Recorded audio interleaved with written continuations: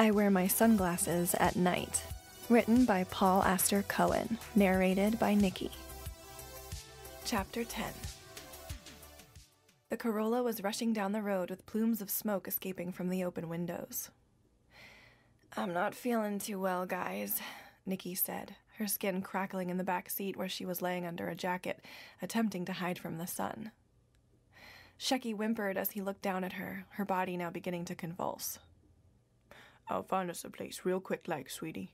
We can't be driving round in a smokestack anyhow," the dwarf said, nervously looking in the rearview mirror at her, then at Shecky's worried mug.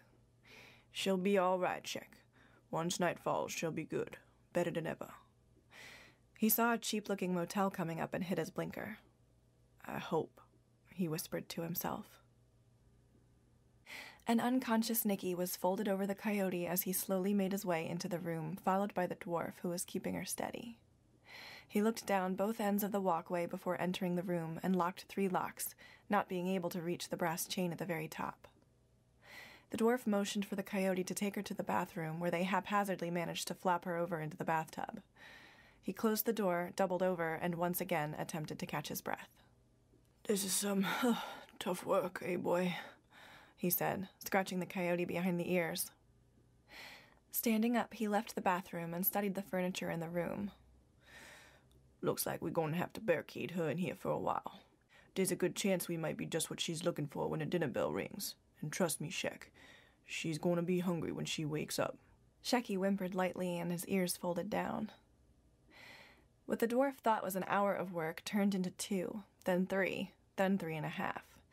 The bathroom door had a dresser, 2 mattresses, a TV stand, 2 bed frames, and a couple of chairs leaning against it. The 2 of them flopped down against the adjacent wall, sweaty and tired, watching and waiting. "Geez, boy, didn't know coyotes could be so strong. I appreciate this." Shecky nodded, his tongue wagging wildly. They could hear a small voice coming from the bathroom. "Here we go," the dwarf said, getting to his feet. "She ain't gonna be none too happy, so be ready." The shower curtain rustled. Nicky was saying something, but they couldn't understand it. More than likely some vampiric language. The sound of shattered glass against the floor, water turned on then off. Something metal clinked against the tiled floor. Something else fell, and more glass danced along the tiles. The bathroom doorknob rattled, shook, a pounding at the door, a scrape, a moan, a whisper, a curse. The dwarf and the coyote stopped breathing. They watched the door closely and prepared for the worst. The dwarf saw the pile of stakes laying in the corner of the room. His eyes flicked back and forth from them to the door and back again. Behind the pile of furnishings, the dwarf watched the doorknob begin to slowly twist. He now knew he needed the stakes. They were too far. Would he have time to grab them just in case, he thought? The doorknob clicked, and slowly the door began to open, inward towards Nicky. "Oh shit, boy," the dwarf said. "We did the wrong side." Nicky was about to speak when a pile of furniture violently shoved the door all the way open, sending her to the floor and burying her underneath. The room fell silent. Shecky and the dwarf stared at the pile of furnishings now half inside the bathroom as the coyote looked over at the dwarf in annoyed disbelief. "What?" he shouted. "This is all new to me too, Sheck. I'm not used to barricading vampires inside freaking rooms." They both slowly turned and focused their attention to the pile of furnishings that was now bobbing up and down. "What the hell, guys?" a muffled voice said from underneath the pile. "I'm okay, by the way, in case anyone was wondering." The dwarf's shoulders relaxed. "Yeah, Nicky, let's get this stuff off of you," the dwarf called out as he rushed forth, still cautious. "No need, it's all good. Being a vampire is cray-cray, man."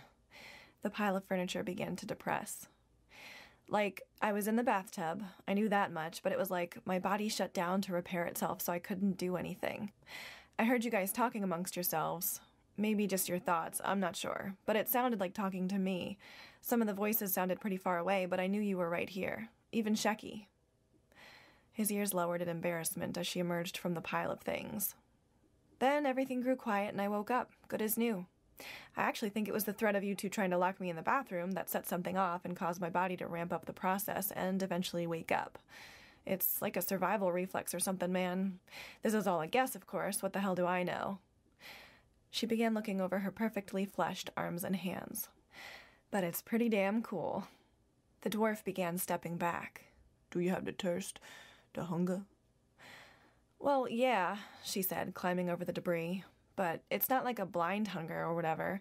You know when you want some greasy food at 3 a.m. after an all-night bender, but all the restaurants are closed? You're hungry, but you'll live. So I guess I just have to wait until the opportunity arises. No biggie. She began to pace around the room quickly, full of energy, and made her way to the window. I can't believe I blew that guy's head up. Crazy, right? She turned to face them, both still watching her every move. Right? We're tired, the dwarf said. Can we rest a bit before heading out after these things again? Hell no. No. We need to leave now. I'm juiced, Papa. Let's go and get those bastards. We're beat, and they can only travel by night, so... I can only travel at night, so let's go. Let's go get those fuckers. We don't even know where they'll be. Nicky pointed at Shecky. You have the best damn tracking thing right there. Shecky whimpered and laid down.